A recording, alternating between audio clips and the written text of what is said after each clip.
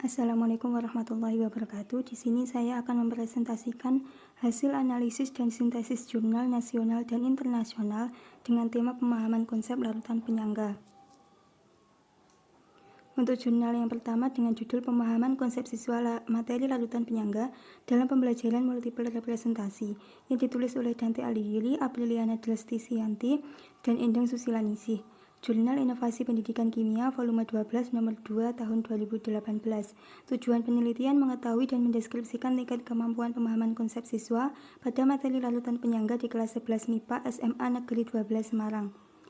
Rumusan masalah, apakah ada pengaruh pembelajaran multiple representasi pada kemampuan pemahaman konsep siswa pada materi larutan penyangga? Metode yang digunakan yaitu kuantitatif deskriptif dengan teknik pengambilan sampel secara random dan instrumen tes pemahaman konsep berupa 20 butir soal tri-tier multiple choice dari subjek penelitian siswa kelas 11 IPA sebanyak 76 siswa di SMA Negeri 12 Semarang. Hasil dan simpulan penelitian dalam pemahaman konsep materi larutan penyangga belum terpenuhi secara maksimal oleh seluruh siswa dan menunjukkan kriteria sedang. Persentase pemahaman konsep pada materi larutan penyangga sebesar 45,53% paham, 31,05% kurang paham, dan 12,96% miskonsepsi, serta 10,46% tidak paham. Jawaban siswa pada tes pemahaman konsep dianalisis berdasarkan kategori tingkat pemahaman konsep dengan indikator pemahaman konsep, menafsirkan, memberi contoh, mengklasifikasikan, menduga, membandingkan, dan menjelaskan. Untuk jurnal yang kedua dengan judul Penerapan Model Pembelajaran POGIL sebagai upaya meningkatkan pemahaman konsep larutan penyangga yang ditulis oleh Alana Putri Rahmawati, Ratna Sari Siti Aisyah, Isriyanti Afifah. Jurnal Kimia dan Pendidikan volume 4 nomor 1. Tujuan dari penelitian mengetahui peningkatan pemahaman konsep larutan penyangga dengan menerapkan model pembelajaran POGIL. Rumusan masalahnya, apakah ada peningkatan pemahaman konsep larutan penyangga pada penerapan model pembelajaran POGIL? Metode yang digunakan adalah kuasi eksperimen dengan desain penelitian pretest posttest control group design dengan jumlah soal sebanyak 22 soal pilihan ganda beralasan yang sudah divalidasi ahli dan validasi empirik. Menggunakan teknik purposive sampling dengan sampel yang terdiri dari 59 siswa yang terbagi menjadi dua kelas, yaitu 29 siswa pada kelas eksperimen dan 30 siswa pada kelas kontrol. Dengan kelas kontrol menggunakan model pembelajaran ekspositori, sedangkan pada kelas eksperimen menggunakan model pembelajaran POGIL.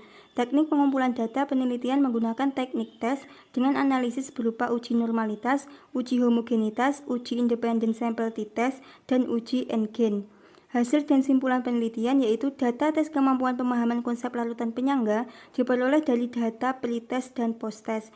Hasil nilai rata-rata pretest pada kelas eksperimen sebesar 4,8 dan sebesar 4,27 pada kelas kontrol. Serta hasil dari uji homogenitas untuk pretest adalah sebesar 0,272. Hasil nilai rata-rata posttest pada siswa kelas eksperimen sebesar 7,00 dan hasil nilai rata-rata pada kelas kontrol sebesar 5,72. Pemahaman konsep larutan penyangga dengan menggunakan model pembelajaran POGIL mengalami peningkatan yang signifikan dengan nilai rata-rata gain sebesar 0,44 dengan kategori sedang.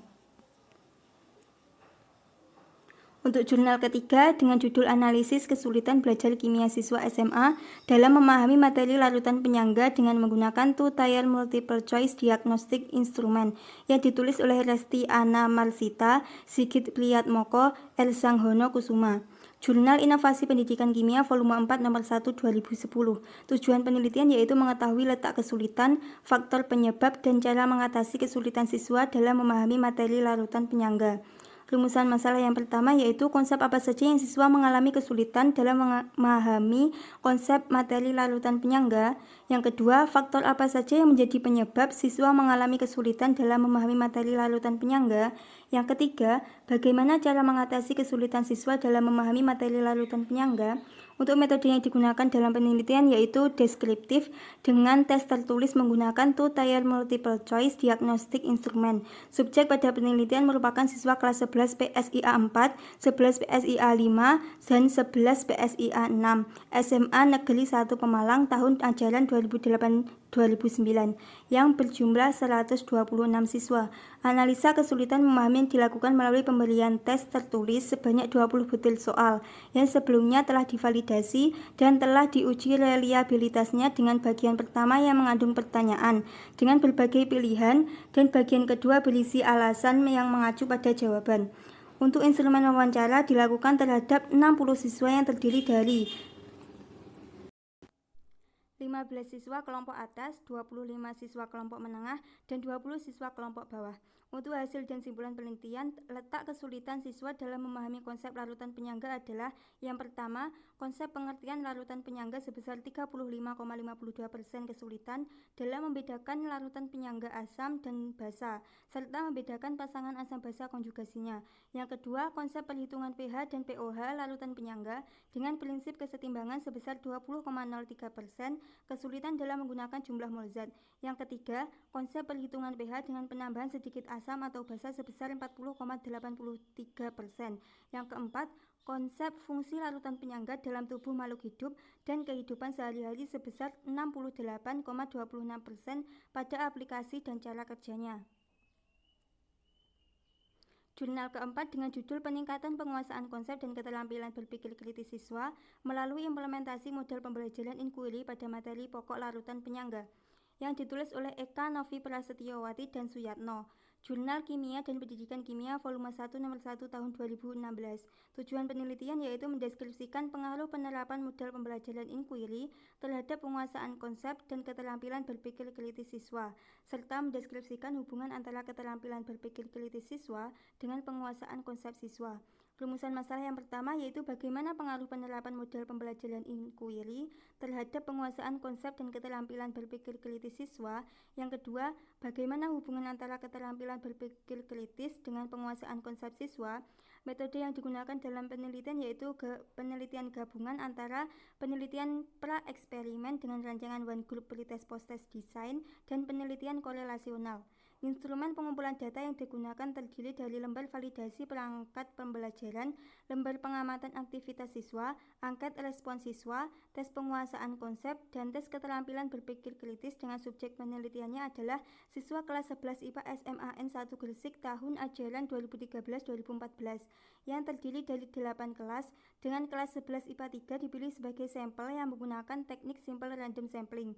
Besarnya peningkatan konsep dan keterampilan dalam berpikir kritis dan dianalisis dengan N-gen, sedangkan korelasi antara keterampilan berpikir kritis dengan penguasaan konsep dianalisis secara inferensial menggunakan program SPSS.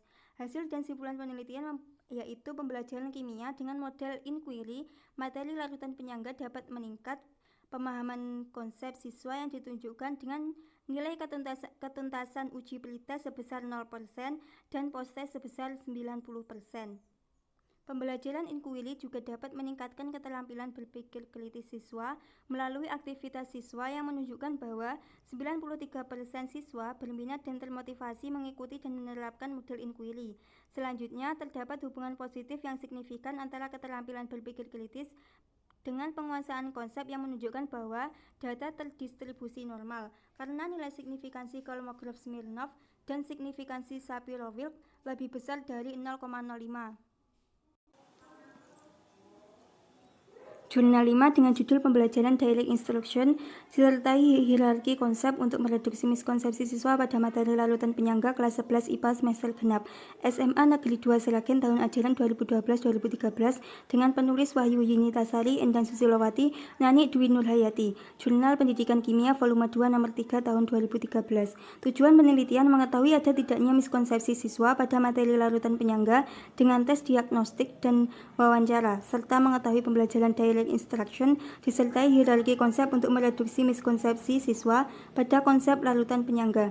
Rumusan masalah yang pertama adalah apakah terdapat miskonsepsi siswa pada materi larutan penyangga kelas 11 IPA semester genap SMA Negeri 2 Sragen tahun ajaran 2012-2013. Yang kedua, apakah model direct instruction disertai hierarki konsep dapat digunakan untuk mereduksi miskonsepsi siswa pada konsep materi pokok larutan penyangga kelas 11 IPA semester genap SMA Negeri 2 Sragen tahun ajaran 2012-2013. Metode yang digunakan dalam penelitian yaitu metode eksperimen dengan desain one group pretest post-test design dan teknik analisis data terdiri dari uji prasyarat yaitu uji normalitas dan uji homogenitas dengan metode Bartlett dan uji hipotesis yaitu dengan uji T pihak kanan. Teknik pengambilan sampel menggunakan purposive sampling dengan subjek penelitian adalah siswa kelas 11 IPA 5 di SMA Negeri 2 Sragen semester 2 tahun ajaran 2012-2013 berdasarkan rekomendasi guru serta dengan instrumen penelitian berupa tes dan wawancara.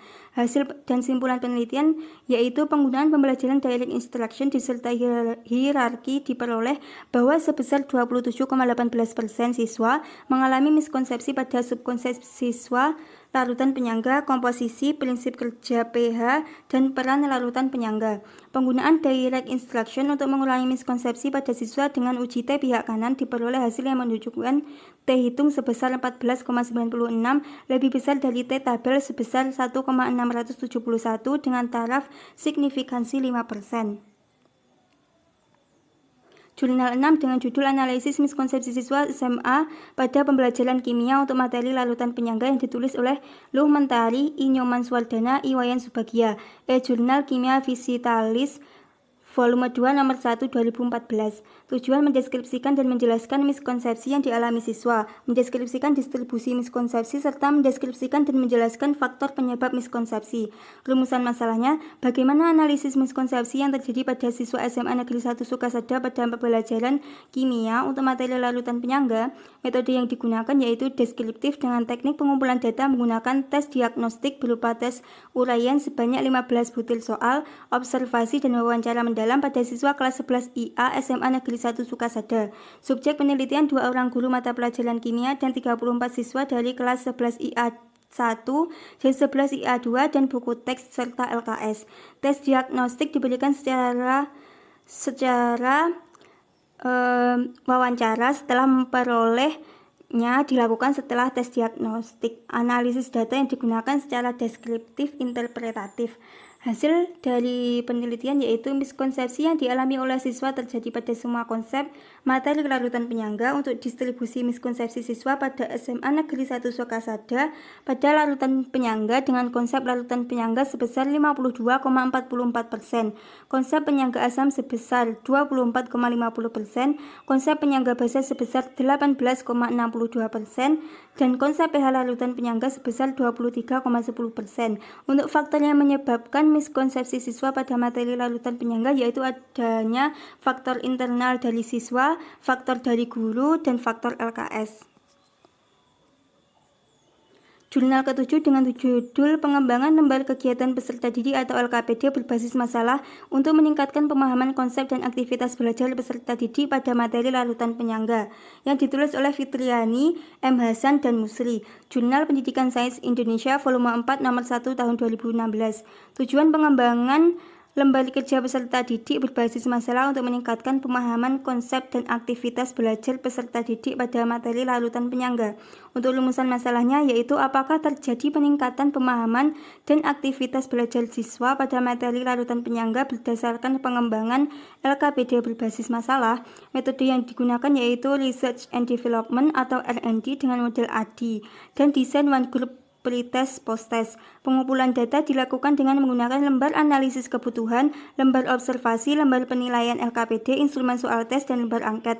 Instrumen yang digunakan berupa soal tes pretest post-test, analisis data hasil penelitian dengan menghitung endgen, kemudian dilakukan uji normalitas dan uji hipotesis. Hasil observasi dijelaskan secara deskriptif, sederhana, dan data analisis kebutuhan dijelaskan secara naratif.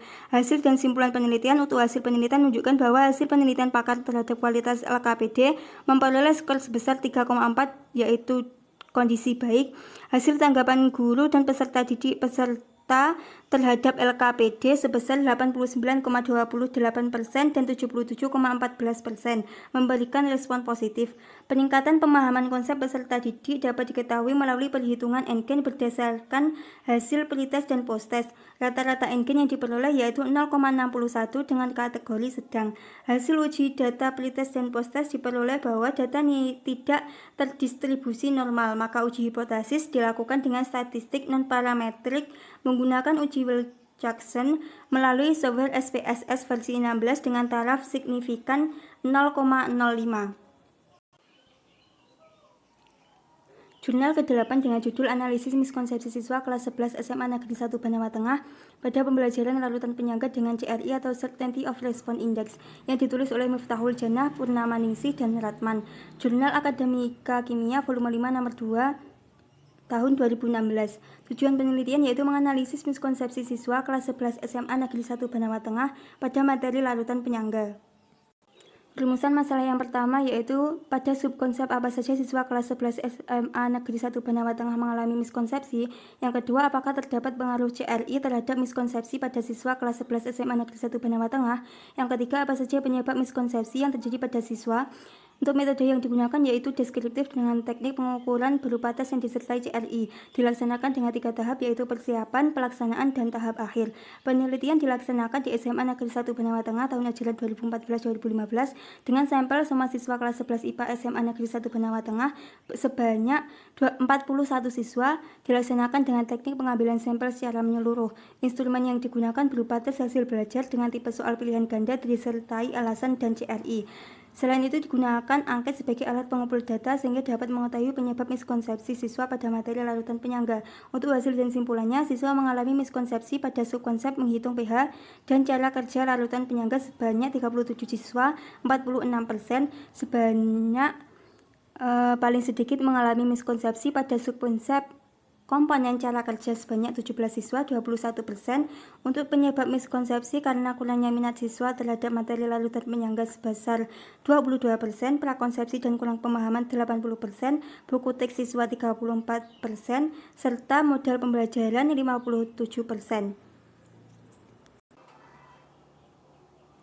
Untuk jurnal ke-9 dengan judul Identification of Misconception of Buffer Material Using Three-Tier Test in the Learning of Multiple Representation yang ditulis oleh Apriliana Delastisianti, Supartono, Nani Wijaya, Endang Susilanisih. Journal of Innovative Science Education volume 7 nomor 1 tahun 2018. Tujuan penelitian mengidentifikasi miskonsepsi siswa pada materi larutan penyangga dan mendapatkan respon siswa terhadap materi ajar Kemo Entrepreneurship. Rumusan masalahnya, bagaimana identifikasi miskonsepsi pada siswa pada materi buffer menggunakan tes 3 tingkat dalam pembelajaran multiple representation. Metode yang digunakan yaitu campuran desain explanatory sekuensial dengan rancangan deskriptif. Tahap pertama dengan kuantitatif dan tahap kedua dengan kualitatif untuk memperkuat hasil data kuantitatif. Sampel pada penelitian yaitu siswa kelas 11 MIPA 3, 11 MIPA 4, dan 11 MIPA 5 SMA Negeri 12 Semarang. Tahun ajaran 2017-2018 sebanyak 114 siswa. Teknik pengambilan sampel menggunakan purposive sampling yang terdiri dari 20 item. Tes yang dilakukan melalui 3 tingkatan yaitu level pertama berupa soal, level kedua berupa pilihan jawaban, dan level 3 alasan jawaban. Hasil dan simpulan dari penelitian untuk nilai rata-rata validasi bahan ajar adalah 190,333 dari skor total dengan kategori sangat layak. Respon siswa terhadap bahan ajar dilakukan dengan mengisi angket dan memperoleh skor rata-rata sebesar 28,026 dari 40 siswa dan nilai reliabilitasnya sebesar 0,906.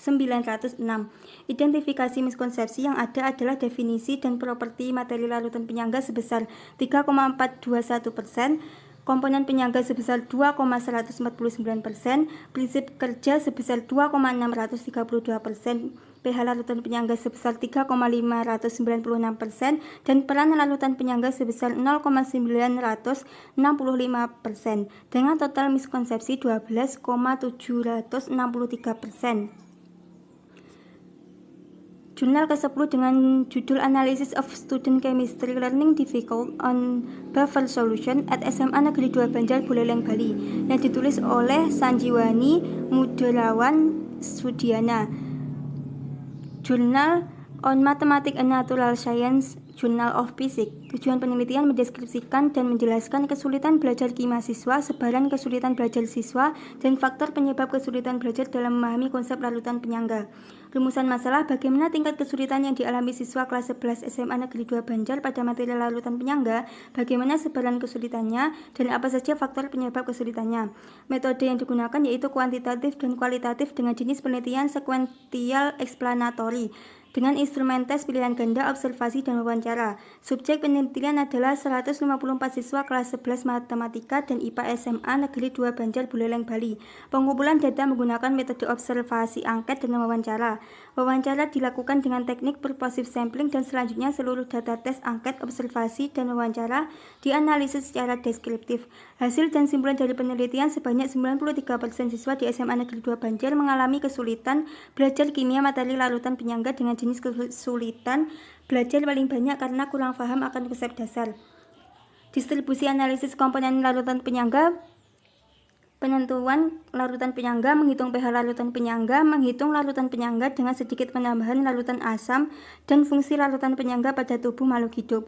Untuk faktor yang mempengaruhi, ada faktor internal yang berasal dari kurangnya minat dan motivasi siswa dalam belajar kimia, sedangkan faktor eksternalnya adalah metode pembelajaran, waktu, dan kondisi pembelajaran yang kurang kondusif. Simpulan dari 10 jurnal yaitu bahwa siswa mengalami miskonsepsi pada hampir semua subkonsep materi larutan penyangga. Kesalahan pemahaman atau sering disebut dengan miskonsepsi terjadi selama proses pembelajaran berlangsung. Salah satu materi yang dianggap sulit adalah materi larutan penyangga atau buffer karena konsepnya yang kompleks. Selain itu, siswa juga lemah dalam hal hitungan seperti menghitung pH larutan penyangga dengan sedikit tambahan asam atau basa dan pengenceran. Faktor penyebab kesulitan memahami konsep larutan dapat berasal dari guru, siswa, dan sumber belajar atau LKPD. Miskonsepsi yang dialami siswa dapat dianalisis dengan cara melakukan beberapa uji seperti pretest dan posttest. Penggunaan pembelajaran seperti multiple representation, direct instruction dengan hierarki, CRI atau Certainty of Response Index, model pembelajaran inquiry, dan POGIL dapat meningkatkan pemahaman konsep siswa terhadap materi larutan penyangga dan meminimalisasi adanya miskonsepsi yang terjadi pada siswa.